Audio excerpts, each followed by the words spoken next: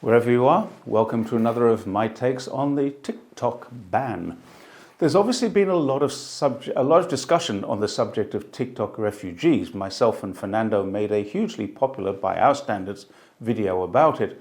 But that raised as many questions as it answered in the comments, and I thought it might be a good idea to get another one out as the situation has developed. First of all, I had my doubts that the Supreme Court would actually go ahead and ban it. I now see they did, but now I understand why. Biden has left the decision with Trump as to what he wanted to do with it, and it was certainly not a generous decision. Trump has granted a stay of execution, effectively to allow TikTok to find new buyers. And the obvious question that raised for me was, why haven't TikTok already found buyers? The answer is easy. They were never going to. They weren't selling it. So this is not a turnover of a ban that Trump has done. This is a reprieve. The law will need to be changed, and they're still trying to make TikTok sell, but to a 50% ownership of an American corporation. Probably one Trump owns or one Musk owns, or they both control. I suspect, however, that ultimately TikTok will go along with it. They don't want to close down in America. They have a lot of revenue to lose if they do. But in my opinion, they would have a lot of credibility to lose too. When or if ByteDance sells, they will walk away with billions. But at the same time, the user base will see a deterioration in service, standards, and an increase in propaganda. So they will walk away in their millions too. ByteDance doesn't lose much. The sale will enrich them. The government won't win because all the users now know anyway what they didn't know before. And TikTok users won't win either because many who earn their revenue there will struggle. And they will do so on other platforms, particularly in China too. Why didn't Biden just override the Supreme Court in his last couple of days with an executive order? Because he's given Trump a political win of huge magnitude. Well, if he wrote an executive order to override the ban and keep it open, he would alienate many of his friends in the Israeli lobby, many of his donors, and many of his own party. But to be honest, none of that matters.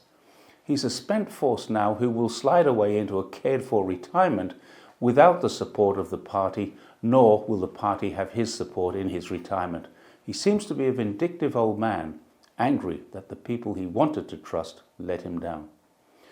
Had he agreed with the courts and said he would allow the ban to proceed, then he would have alienated 170 million TikTok users. That's more than the total number of registered voters in the USA. So it's a tough decision either way, and magnanimously, if we like, he elected to give that decision to Trump, who himself now is faced with the same dilemma, hence the reprieve and not an override. Also remember that this law is not a TikTok ban. It's a controlling law for all foreign-owned media that the US government would like to control. It also contains a clause that makes VPN use to access them illegal.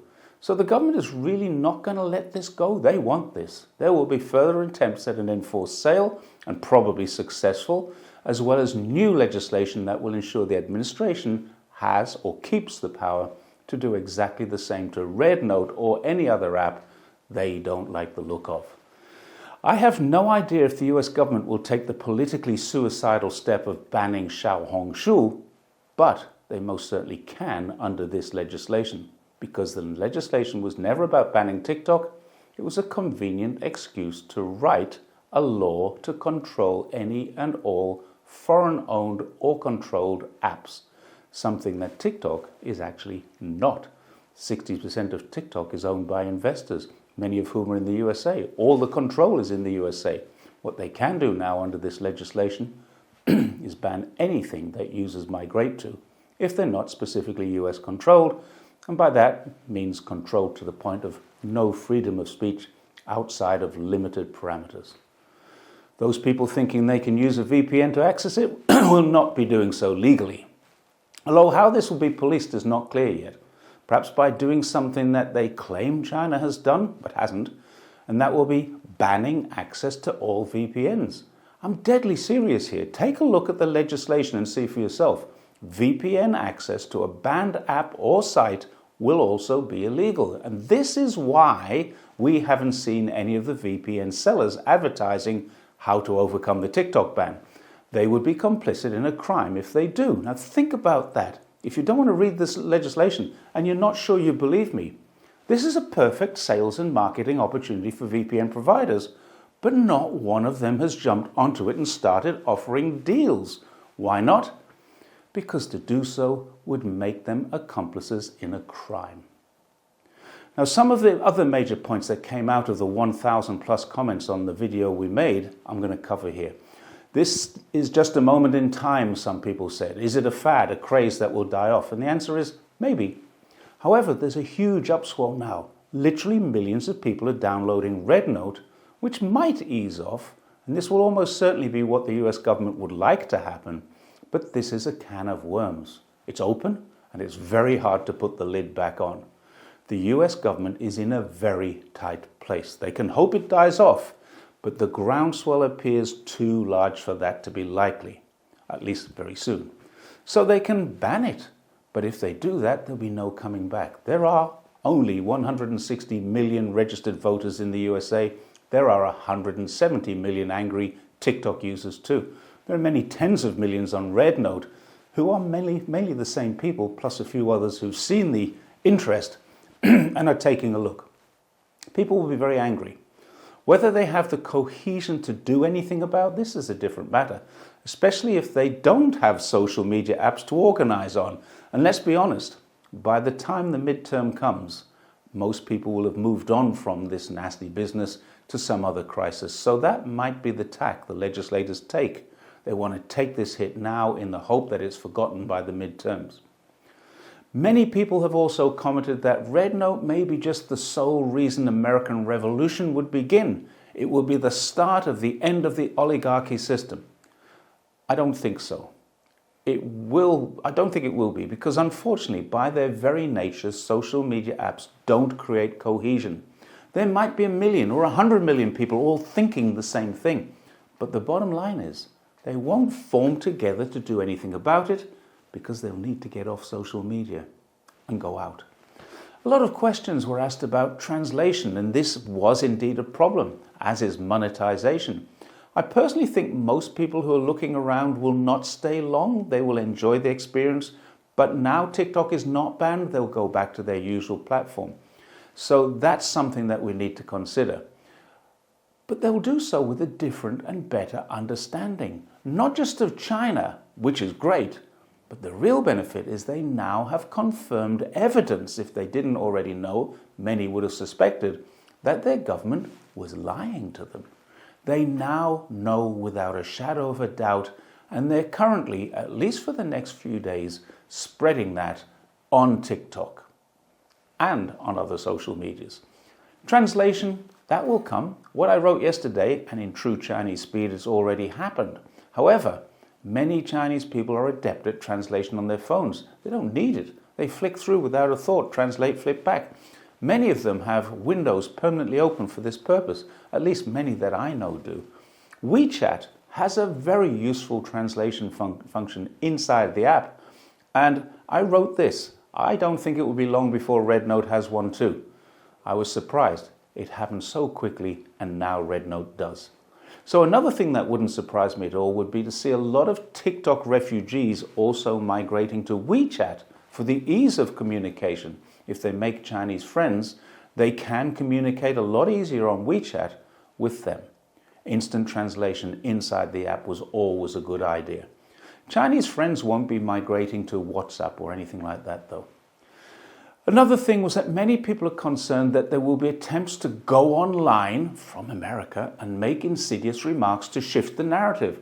But I think the Chinese censors are too strong. They're very used to this. They can control their own media.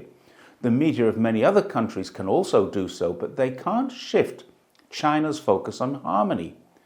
If you were to mention the invasion of Taiwan, the loss of Hong Kong democracy, annexation of Tibet, Uyghur concentration camps, any of these in any form, English or Chinese, these are almost all keywords. They are all misinformation. The comment will disappear. Some serious ones will see the comment poster disappear, but only off the app, not into a concentration camp, because China has no Guantanamo Bay. What we will see is desperation, and to be honest, I'm already seeing it.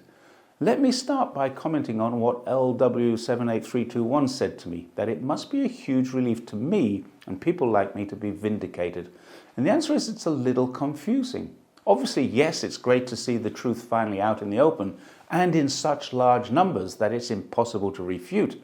You can't make a Potemkin village with 300 million people, all of whom support what I've been saying for years. However, the reality is that it's also a little bit annoying.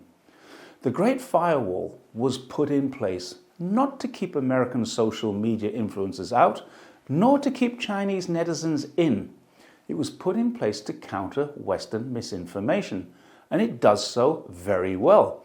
It will continue to do so, as I just mentioned.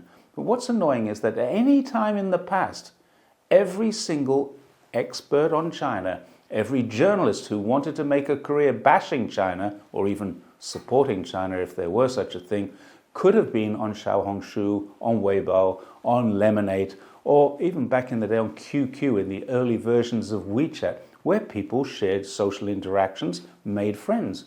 Not one of those experts or journalists did. Now, it's great to see that this has now come to light, but disappointing that it wasn't there all the time. I've been saying for years, if you want to know what's going on in China, come to China and ask people. And that used to be cost prohibitive.